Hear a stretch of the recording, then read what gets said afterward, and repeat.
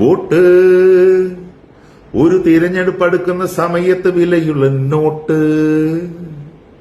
ഈ നോട്ട് ചുടു മനസ്സിന്റെ നിറമുള്ള മഷി കൊണ്ട് വിധിയിട്ട ചീട്ട്. ചുമ്മാതെ കളയരുതമ്മിണിയേ, ചുമ്മാതെ കളയരുതാരും. ഇത് നമ്മുടെ ക്ലാസ്മേറ്റ്സ് എന്ന സിനിമയില് ഒരു കോളേജ് ക്യാമ്പസിന്റെ പശ്ചാത്തലത്തിൽ വന്ന തെരഞ്ഞെടുപ്പിൽ വന്ന ഒരു ഗാനത്തിന്റെ ഒരു കോമഡി പോലെ എടുത്ത ഒരു ഗാനത്തിന്റെ വരികളാണ്. പക്ഷെ എത്ര അർത്ഥവത്താണ്. ആരാണ് എഴുതിയിരിക്കുന്നത്? മഹാനായ ഇതിഹാസം സാക്ഷാൽ വയലാർ സാറിന്റെ മകൻ വയലാർ ശരത്ചന്ദ്ര വർമ്മ. അതില് പറഞ്ഞിരിക്കുന്ന ഈ വാക്കുകൾ കറക്റ്റല്ല വരികൾ അദ്ദേഹത്തിന്റെ.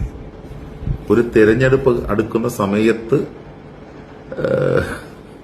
വിലയുള്ള നോട്ട് എന്ന് പറഞ്ഞാൽ മറ്റേ പൈസയല്ല കേട്ടോ.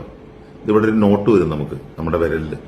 ഈ നോട്ട് അതായത് ചുടു മനസ്സിന്റെ തിളക്കമുള്ള മഷി കൊണ്ട് വിധിയിട്ട ചീട്ട്. ഇതാണ് ഏറ്റവും നല്ല ഒരു വരി. കാരണം വെച്ചാൽ നമ്മൾ ഈ ഒരു വരി എന്ന് പറഞ്ഞാല് ഇവിടെ ഇടുന്ന ഒരു കറുത്ത വര നമ്മൾ വോട്ട് ചെയ്യാൻ വേണ്ടി ഏപ്രിൽ 9 നാളെ പോകുമ്പോൾ ഈ ഒരു വരയ്ക്ക് ഒരുപാട് ശക്തിയുണ്ട്. കാരണം ഈ വരയാണ് അടുത്ത 5 വർഷത്തേക്കുള്ള നമ്മുടെ തലവര. അപ്പൊ അതുകൊണ്ട് എല്ലാവരും അതിൻ്റെതായ ആ കൃത്യതയോടെ നിങ്ങൾ എപ്പോഴും വോട്ട് ചെയ്യേണ്ടത് സത്യസന്ധമായിട്ടുള്ള ആ ഒരു സ്ഥാനാർത്ഥി ആരാണെന്ന് ചിന്തിച്ചിട്ട് വേണം. അപ്പൊ അതിനെക്കുറിച്ചുള്ളൊരു വിശകലനമാണ് ഞാൻ ഈ വീഡിയോയിലൂടെ പറയാൻ ആഗ്രഹിക്കുന്നത്. ഞാൻ ഇതിനു മുമ്പൊരു വീഡിയോ ഇട്ടിരുന്നു. അത് ഞാനത് മാറ്റിയത് വേറൊന്നും കൊണ്ടുമല്ല. എന്റെ ചിറ്റയെക്കുറിച്ച് പറവൂർ നിയോജക മണ്ഡലത്തില് മത്സരിക്കുന്ന NDAയുടെ സ്ഥാനാർത്ഥിയായ ശ്രീമതി വത്സല പ്രസന്നകുമാർ, എന്റെ അമ്മയുടെ അനിയത്തി. അപ്പൊ ചിറ്റയെക്കുറിച്ച് ഞാനൊരു വീഡിയോ ഇട്ടത്, ചിറ്റയ്ക്ക് ഞാൻ കൊടുത്തൊരു ട്രിബ്യൂട്ട് പോലെ ഞാനൊരു വീഡിയോ ഇട്ടാണ് ചിറ്റയെക്കുറിച്ചുള്ള കാര്യങ്ങൾ അറിഞ്ഞത്. അപ്പൊ ചിറ്റ രാത്രി ഞാൻ വീഡിയോ ഇട്ടു, രാവിലെ അത് കഴിഞ്ഞ് ചിറ്റ വിളിച്ച് മെസ്സേജ് ഇട്ടു, ഞാൻ കേട്ടില്ല. അപ്പൊ അത് കണ്ടില്ല. അതിനുശേഷം എന്നെ വിളിച്ചിട്ട് ആ വീഡിയോ ഡിലീറ്റ് ചെയ്യണം, അത് വേണ്ടെന്ന് പറഞ്ഞു. അപ്പൊ ഞാൻ പറഞ്ഞു, എന്താണ് അതിൽ ഞാൻ വല്ല തെറ്റുമെല്ലാം പറഞ്ഞിട്ടുണ്ട്? തെറ്റൊന്നും നീ പറഞ്ഞിട്ടില്ല. ഞാൻ പറഞ്ഞു, അതിൽ അരുതാത്തതോ സത്യമല്ലാത്തതോ പറഞ്ഞിട്ടില്ല, അതൊന്നുമില്ല. പക്ഷെ എന്നാലും വേണ്ട, നീയായിട്ടൊന്നും പറയണ്ട എന്ന് പറഞ്ഞ എന്റെ അടുത്ത് പറഞ്ഞു. അത് നീ പറയണ്ട, ഞാൻ എന്റെ ഒരു സ്ഥാനാർത്ഥി എന്നുള്ള രീതിയിൽ ഞാൻ പറഞ്ഞോളാം, നീ പറയണ്ട എന്ന് പറഞ്ഞു. ഞാൻ അപ്പൊ തന്നെ അത് ഹോൾഡ് ചെയ്തു, ഞാൻ പ്രൈവറ്റ് ആക്കി.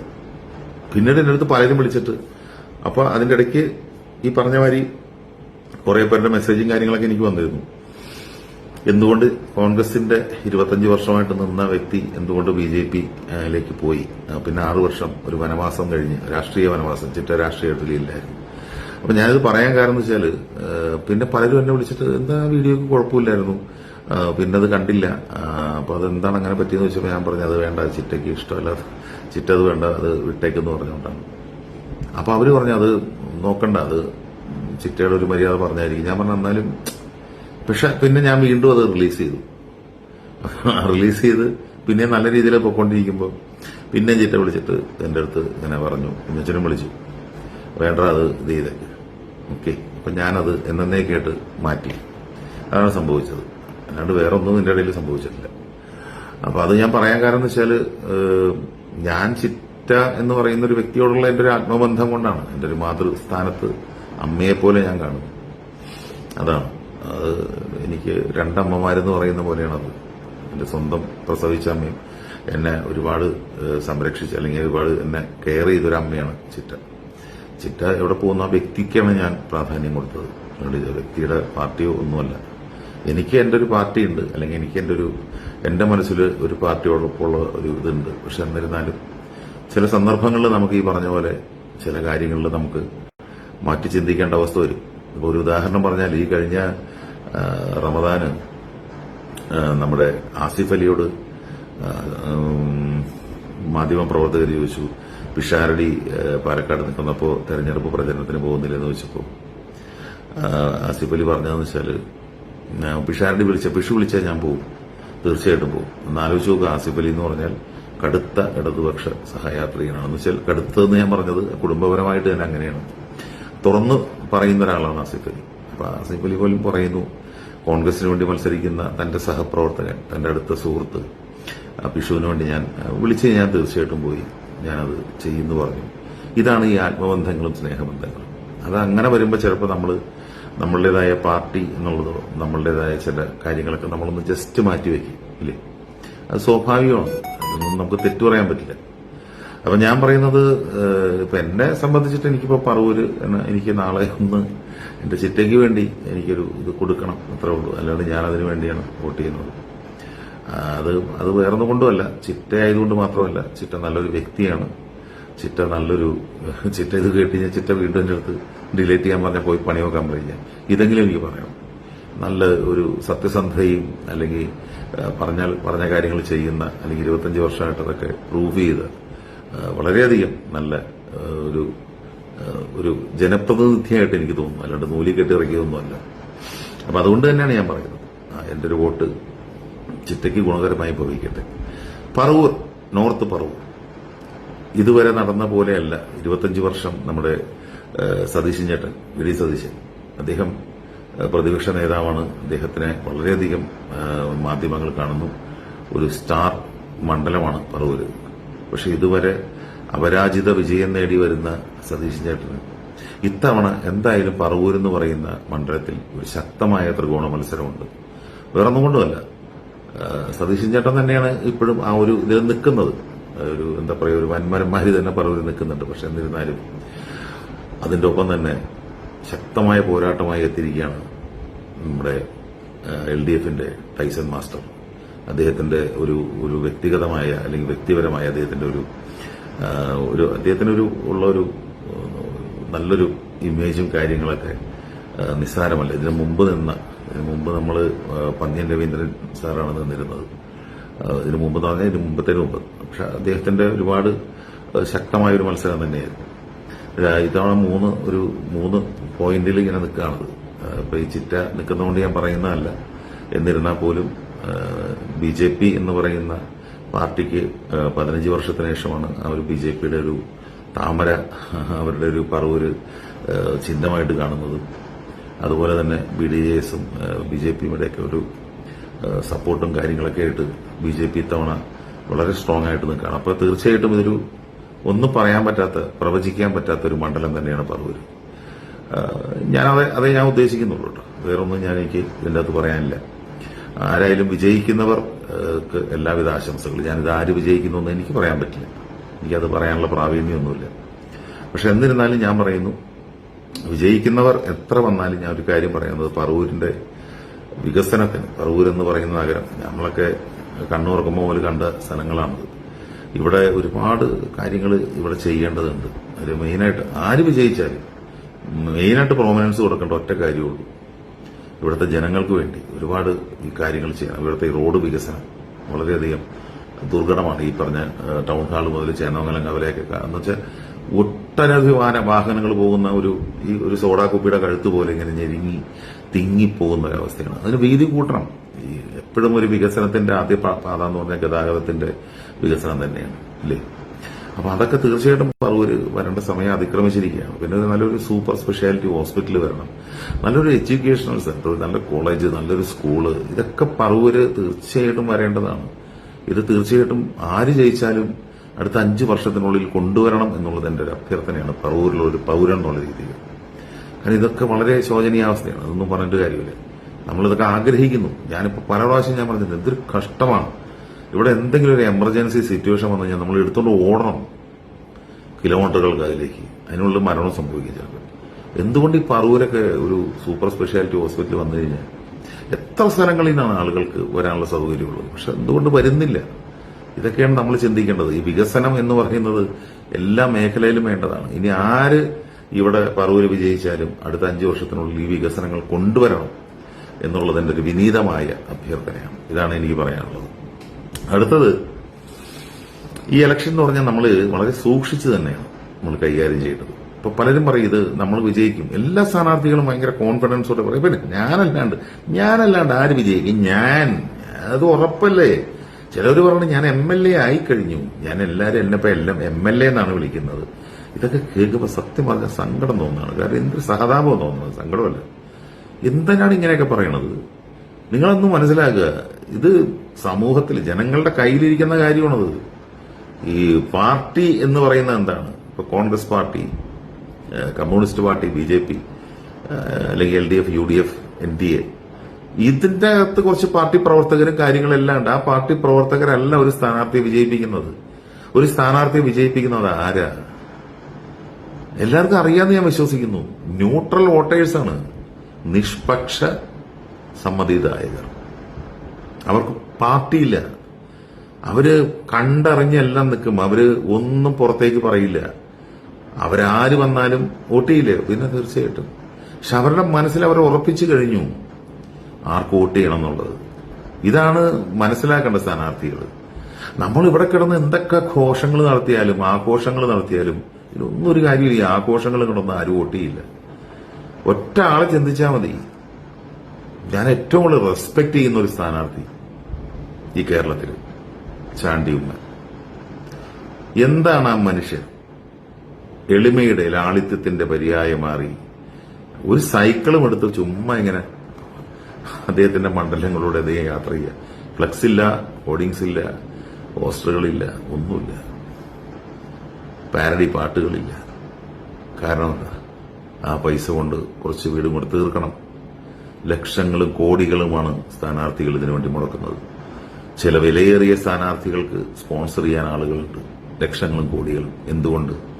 അവർ വന്നു കഴിഞ്ഞാൽ അവർക്കും ഗുണമുണ്ട്, അവർക്ക് അതുകൊണ്ട് കാര്യങ്ങളുണ്ട്. അപ്പൊ ഞാൻ പറയുന്നത്, എന്തിനാണ് ഇത്രയും ലക്ഷങ്ങളും കോടികളൊന്നും ചെലവാക്കേണ്ട ആവശ്യമില്ല. ചാണ്ടിയുമ്മനെ കണ്ടുപിടിക്കുക. ഇനി വരും കാല തെരഞ്ഞെടുപ്പുകളിൽ അതൊരു പ്രചോദനമാവട്ടെ. ഒരുപാട് സ്ഥാനാർത്ഥികൾ അങ്ങനെ മാറട്ടെ. കുറെ പൈസ പൊട്ടിച്ച് ഇതൊക്കെ എല്ലാം ജനങ്ങളുടെ പൈസയല്ലേ? പാർട്ടിയുടെ പൈസയാണെന്ന് പറയും. പാർട്ടിയുടെ പൈസ എവിടെ നിന്ന് ഉണ്ടാക്കണതാ? ജനങ്ങളുടെ കയ്യിൽ നിന്ന് തന്നെ. ജനങ്ങൾ എന്ന് പറഞ്ഞാൽ പിരിച്ചു തന്നെ ഉണ്ടാക്കണമെന്നല്ല, അതുകൊണ്ട് വേറൊന്നും. അപ്പൊ എനിക്കിതൊക്കെ പറയാനുള്ളൂ. എന്റെ കാര്യങ്ങൾ ഞാൻ ഓപ്പണായിട്ട് പറയുന്നു. എന്നെ സംബന്ധിച്ചിട്ട് ഈ ഒരു ഇലക്ഷൻ എന്തൊക്കെ സംഭവിക്കുന്നു വെച്ചാൽ ഒരു ചെറിയ വിശകലനം ഞാൻ നടത്താം. ഈ ഇലക്ഷന് എനിക്ക് തോന്നുന്നത്, എന്റെ മനസ്സിൽ തോന്നുന്നത്, ഒരുപാട് ചാനലുകളുടെ സർവേ വന്നു. ആ സർവേയിലൊക്കെ പല പല പാർട്ടികൾ അങ്ങോട്ടും ഇങ്ങോട്ടും, അത് പല പാർട്ടികൾ, രണ്ട് പാർട്ടിയാണ് പ്രമുഖ പാർട്ടികൾ, LDF ഉം UDF.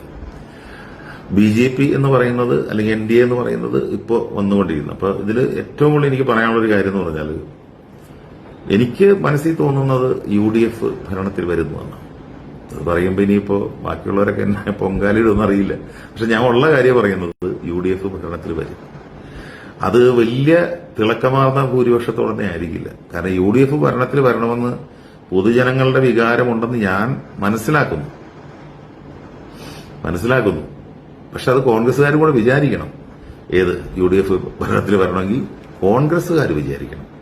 അവിടേക്ക് ഇവിടേക്കൊക്കെ കാലുവാരി അടിവാരി മറ്റേ ഇതൊക്കെ വാരി തകർത്ത് കഴിഞ്ഞാൽ പലതും പോവും.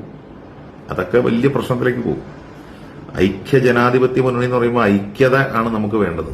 അത് കോൺഗ്രസ് തീർച്ചയായിട്ടും എടുക്കേണ്ട ഒരു സംഭവമാണ്. ജനങ്ങളിൽ വിശ്വാസത വരുത്തണം. കാരണം ഈ പറഞ്ഞ മാതിരി അവിടേക്കും ഇവിടേക്കും ഒക്കെ ഇങ്ങനെ ഓരോന്ന് ഒളിയമ്പുകൾ ചെയ്യുമ്പോൾ അത് ജനങ്ങളിൽ ഭയങ്കരമായിട്ട് ഒരു കൺഫ്യൂഷൻ വരുത്തും. ജനങ്ങൾ ആഗ്രഹിക്കുന്നു UDF വരണമെന്ന്. പക്ഷെ കോൺഗ്രസ് മനസ്സ് വെച്ചാലേ അത് നടക്കുള്ളൂ. ഇത്തവണ എന്തായാലും വരും എന്നാണ് എൻ്റെ ഒരു തോന്നൽ. വന്നു കഴിഞ്ഞാൽ നല്ല കാര്യമുണ്ട്. കാരണം മാറി മാറി ഭരണങ്ങൾ വരുമ്പോൾ ഒരു രസമുണ്ട്. നമ്മൾ പണ്ട് LDF, UDF, LDF. ഇത്തവണ മാത്രം 2 LDF വന്നു. എന്തുകൊണ്ട്? പിണറായി സർക്കാരിന്റെ ആദ്യ മന്ത്രിസഭ ഗംഭീരമായിരുന്നു. A class. ഞാൻ എന്റെ മനസ്സിൽ 100 മാർക്കിട്ട, അല്ലെങ്കിൽ 100ൽ ഒരു 90 മാർക്കിട്ട ഒരു മന്ത്രിസഭ അപൂർവമായിട്ട് കിട്ടുള്ളൂ. അതായത് എല്ലാ വകുപ്പുകളിലും നല്ല മന്ത്രിമാരായിരുന്നു. ആ മന്ത്രിമാരുടെ ഒരു ഇതുകൊണ്ടാണ് ശരിക്കും പറഞ്ഞാൽ അതിന്റെ റിഫ്ലക്ഷനാണ് 2ാം പിണറായി സർക്കാർ വന്നത്. പക്ഷെ 2ാം പിണറായി സർക്കാർ വന്നപ്പോൾ അതെല്ലാം പോയി കാറ്റിപ്പറത്തി. അതിന്റെ ഷൂ എന്ന് പറഞ്ഞ് എയർ ഊരിയിട്ട മാതിരി ഏറ്റവും മോശം മന്ത്രിസഭ. ഒരു രീതിയിലും വകുപ്പുകളിൽ നല്ല പരാജയങ്ങളായ ആളുകൾ. ഇത്തവണത്തെ ഇലക്ഷൻ നോക്കിക്കോ, LDFന്റെ ഒരുപാട് മന്ത്രിമാർ തോക്കും. ഇതൊക്കെ കാണാൻ പോകുന്ന കാര്യങ്ങളാണ്. ഇതൊക്കെ ഞാനിങ്ങനെ പലരിൽ നിന്നും ചൂണ്ടിയെടുക്കുന്ന കാര്യങ്ങളാണ്. അപ്പൊ ഞാൻ പറയുന്നത്, LDFന് അത് വലിയ ക്ഷീണമാണ്. പക്ഷെ എന്നാലും LDF ശക്തമായിട്ട് തന്നെ നിൽക്കുന്നത്. അപ്പോ അതുകൊണ്ട് തന്നെ UDFന് തിളക്കമാർന്നൊരു വിജയം കിട്ടുമെന്ന് അറിയില്ല. ഇനി അടുത്തത് BJP, NDA. NDAയുടെ ഏറ്റവും വലിയ പ്രശ്നം എന്ന് പറഞ്ഞാൽ, BJPയുടെ ഏറ്റവും വലിയ പ്രശ്നം എന്ന് പറഞ്ഞാൽ, 2020 എന്നുള്ള ഈ ഒരു ടീമിനെ കൂടെ കൂട്ടിയാണെന്ന് എനിക്ക് തോന്നുന്നു ഒരു ബാധ്യത. കാരണം ഒരു രീതിയിലും ഒരു കുട്ടിക്കളി പോലെ, കോമഡി കളി പോലെയൊക്കെ 2020 മാറി. ആര് വേണമെങ്കിലും വരും, നിങ്ങൾക്ക് ഫ്രീ ആണെങ്കിൽ പോന്നോളൂ, നമ്മൾ സ്ഥാനാർത്ഥിയാവാം എന്ന് വിളിക്കുന്ന പോലെയുള്ളൊരു ഫീലാണ്. ആർക്കും അറിയില്ല എന്തെന്നാണ് രാഷ്ട്രീയം എന്നറിയില്ല. ആരോടെങ്കിലും NDAയുടെ ഫുൾ ഫോം ചോദിച്ചാൽ പോലും അറിയാത്ത ടീമുകളൊക്കെയാണ് സ്ഥാനാർത്ഥികൾ. ചക്ക വളർന്ന താമര വളർന്ന ചക്ക, പിന്നെ ഇംഗ്ലീഷ് മീഡിയം സ്കൂൾ കൊണ്ടുവരും, സുൽത്താൻ ബത്തേരിയിൽ റെയിൽവേ സ്റ്റേഷൻ കൊണ്ടുവരും, റെയിൽവേ ട്രെയിൻ കൊണ്ടുവരും എന്ന് വേണ്ട ഒരുമാതിരി നാട്ടുകാർക്ക് മുഴുവൻ ട്രോളന്മാർക്ക് ആഘോഷിക്കാൻ വേണ്ടി കുറേ സംഭവങ്ങൾ. ഇതൊക്കെ എന്തിനാണ് ഇങ്ങനെ പറയുന്നതെന്ന് എനിക്കറിയില്ല. ഈ നമുക്കൊരു രാഷ്ട്രീയം വേറെ, കല വേറെ, ഓരോ പ്രൊഫഷനും ഓരോ കാര്യങ്ങളുണ്ട്. എന്നെയൊക്കെ ഒരുപാട് പ്രാവശ്യം വിളിച്ച രാഷ്ട്രീയത്തിലേക്ക്. നിങ്ങൾക്ക് നന്നായിട്ട് സംസാരിക്കാൻ അറിയാം, നിങ്ങൾക്ക് കാര്യങ്ങൾ അറിയാം. ഞാൻ പറയുന്നില്ല, എനിക്കറിയാം, പക്ഷെ രാഷ്ട്രീയക്കാരനാണുള്ള യോഗ്യത എനിക്കില്ല. നല്ല യോഗ്യത വേണം അതിന്. ജനപ്രതിനിധി എന്ന് പറഞ്ഞാൽ ജനങ്ങൾക്ക് വേണ്ടി സമ്പൂർണമായി നിലകൊള്ളുന്ന ആളായിരിക്കണം. തമാശകളിയല്ല രാഷ്ട്രീയം. ഞാൻ പറഞ്ഞു 1 കോടി തരാമെന്ന് പറഞ്ഞാലും ഞാൻ വരില്ല. കാരണം നമുക്ക് പറ്റില്ലെന്നേ. നമുക്ക് പറ്റാത്ത കാര്യം എന്ന് പറഞ്ഞാൽ അത് ഹാൻഡിൽ ചെയ്യണമെങ്കിൽ നല്ല ഈ പറയുന്ന ഈ പിണറായി വിജയൻ സാറായിക്കോട്ടെ, ഈ VD സതീശൻ ചേട്ടനായിക്കോട്ടെ, രമേശ് ചെന്നിത്തല സാറായിക്കോട്ടെ, ഈ പറയുന്ന രാഷ്ട്രീയ നേതാക്കൾ എന്നൊക്കെ പറഞ്ഞ നിസ്സാരക്കാരാണോ? ഇവരൊക്കെ നരേന്ദ്രമോദി എന്ന് പറയുന്ന നരേന്ദ്രമോദിജി എന്നൊക്കെ പറയുന്നതൊക്കെ ഇതൊക്കെ നമുക്ക് ചിന്തിക്കാൻ പറ്റില്ല. അവരുടെ ജീവിതം, അവരൊക്കെ നമ്മളെക്കാളൊക്കെ എത്ര ഉന്നതങ്ങളിൽ നിൽക്കുന്നത്. കാരണം അവരൊക്കെ എത്ര അവരുടെയൊക്കെ ഒരു ഇതെന്ന് പറഞ്ഞാൽ അങ്ങനെയാണത്. അഭിനയിക്കാൻ പോണ പോലെ, ഡാൻസ് കളിക്കാനോ പാട്ട് പാടാനോ പോണ പോലെ ഒന്നുമല്ല അത് രാഷ്ട്രീയം. പക്ഷെ തമാശ കളിക്കാൻ വേണ്ടി മാത്രം രാഷ്ട്രീയം ഇട്ട് കൊടുക്കരുത് ആർക്കും. അതെങ്കിലും 2020 ഒക്കെ ശ്രദ്ധിക്കണം. നല്ല രീതിയിലൊക്കെ വന്നതാ. അതൊക്കെ NDAക്ക് ഇനി ബാധ്യതയാവുമെന്ന് അറിയില്ല, BJPക്ക്. അപ്പൊ അതൊക്കെ സത്യം പറഞ്ഞാൽ ഭയങ്കര വിഷമം തോന്നുന്നുണ്ട്. തൃപ്പൂണിത്തുറയില് വളരെയധികം ശക്തമായി BJPക്ക് നല്ല അനുകൂല തരംഗം വാർഡ് ഇലക്ഷനിലുണ്ടായി. ഇവിടെ BJPയുടെ നല്ലൊരു കാൻഡിഡേറ്റായ ആരെങ്കിലും ശക്തരായിട്ടുള്ളൊരു കാൻഡിഡേറ്റിന് ഇവിടെ ഉണ്ടായിരുന്നെങ്കിൽ തൃപ്പൂണിത്തുറ പുഷ്പം പോലെ BJP കിട്ടിയാണ്. പക്ഷെ അവിടെ ഞാൻ ആരെയും കുറ്റപ്പെടുത്തുന്നതല്ല, പക്ഷെ വളരെയധികം പ്ലേസ്മെന്റിലൊക്കെ കുറെ പ്രശ്നങ്ങളുണ്ട്. അപ്പൊ അതൊക്കെയാണ്. പക്ഷെ BJP എന്നാലും ഒരു അത്യാവശ്യം നല്ല രീതിയിൽ ഒരു ഇത് ഉണ്ടാവുമെന്നാണ് ഞാൻ വിശ്വസിക്കുന്നത്. ഒരു 5 താമര വിരിയാൻ സാധ്യതയുണ്ടെന്ന് ഞാൻ വിശ്വസിക്കുന്നു. അങ്ങനെ വിരിയട്ടെ. കാരണം ഇനി ഇങ്ങോട്ട് വരണം. BJP ഇങ്ങനെ വരുമ്പോഴാണ് ഇവിടെ ഈ കേരള രാഷ്ട്രീയത്തിലൊരു ട്രയാങ്കുലർ ഒരു പവർ ഉണ്ടാവുള്ളൂ. ജയിച്ച് ഭരിക്കുന്നവർക്കൊരു ഭയം ഉണ്ടാവുള്ളൂ. അപ്പൊ അതുകൊണ്ട് 3 കൂട്ടരും ശക്തമായിട്ട് നിൽക്കണമെന്ന് ആഗ്രഹിക്കുന്ന ഒരാളാണ്. BJP ശക്തമായിട്ട് തന്നെ മുന്നോട്ട് വരട്ടെ. അതുപോലെ LDF ഇപ്പൊ പ്രതിപക്ഷത്തിരുന്നാലും ഒരു കുഴപ്പമില്ല. തെറ്റുകളൊക്കെ തിരുത്തി LDFന് പവറായിട്ട് തന്നെ അടുത്ത തവണ വരാൻ പറ്റും. ഇതൊക്കെയാണ് എന്റെ ഒരു രാഷ്ട്രീയപരമായിട്ടുള്ള വിശകലനം. ഇതിൽ തെറ്റും കുറ്റമൊക്കെ ഉണ്ടാവും. അതെന്റെ ഇത് ഞാൻ പറഞ്ഞെന്നുള്ളൂ. നാളെ വോട്ട് ചെയ്യുമ്പോൾ ശ്രദ്ധിക്കുക. നിങ്ങൾ അറിഞ്ഞു തന്നെ എല്ലാവരും വോട്ട് ചെയ്യുക. പിന്നെ എനിക്ക് വളരെ ആഗ്രഹം, ജയിക്കണം എന്ന് ആഗ്രഹമുള്ള ഒരാളുണ്ട്, രമേശ് പിഷാരടി. അവനൊരു സെലിബ്രിറ്റി ഒന്നുമല്ല, നല്ല വിവേകവും പക്വതയുള്ളവനാണ്. ഇപ്പൊ രമേശ് പിഷാരടി വിജയിച്ചു വരാനായിട്ട് ഞാൻ ആശംസിക്കുന്നു. വേറെ ഒന്നും കൊണ്ടല്ല, അവനറിയാം, അവന് രാഷ്ട്രീയത്തെക്കുറിച്ചൊക്കെ നല്ല ഇതൊക്കെ ഉള്ളതാണ്, അവബോധമൊക്കെ ഉള്ളതാണ്. അപ്പൊ അതുകൊണ്ട് അങ്ങനെ ഒരു വ്യക്തിയൊക്കെ വരണം, MLA ആയിട്ട് തന്നെ വരണം. പിന്നെ ചാണ്ടി ഉമ്മൻ എന്നെ സംബന്ധിച്ചിട്ട് മന്ത്രിയാവണമെന്ന് ആഗ്രഹിക്കുന്ന ഒരാളാണ്. ഭാവിയിൽ കേരളത്തിലെ മുഖ്യമന്ത്രിയാവണമെന്ന് ഞാൻ ആഗ്രഹിക്കുന്നു. സർവ്വതാ യോഗ്യതയുണ്ട്. അപ്പൊ ഇതൊക്കെയാണ് എന്റെ ആഗ്രഹങ്ങൾ. പിന്നെ K. മുരളീധരൻ സാർ, അദ്ദേഹവും ലീഡറുടെ മകൻ, അദ്ദേഹവും ജയിച്ച് ഒരു മന്ത്രിയാവണമെന്ന് ആഗ്രഹിക്കുന്ന ഒരാളാണ്. ബാക്കിയൊക്കെ മന്ത്രിമാരൊക്കെ എല്ലാവർക്കും അവര് തന്നെ നിശ്ചയിച്ചോളും. പക്ഷെ ഇവരുടെയൊക്കെ കാര്യത്തിൽ നിശ്ചയിക്കുമെന്ന് അറിയില്ല. അതുകൊണ്ടാണ് ഞാൻ പറഞ്ഞത്. സോ നാളത്തെ ഇലക്ഷന് നല്ല നല്ല നല്ല രീതിയിൽ ചിന്തിച്ച് തന്നെ ഓരോരുത്തരും നിങ്ങൾ വിജയിപ്പിക്കുക. കാരണം അവരാണ് നമ്മളെ നയിക്കേണ്ടവർ അങ്ങനെ തന്നെ നല്ല എല്ലാവിധ യോഗ്യതയോടെ നിലനിൽക്കണം എന്നുള്ള ഒരു അഭിമാനം നമുക്കും ഉണ്ടാവണം. പിന്നീട് അത് കണക്കാക്കിയിട്ട് താങ്ക് യു.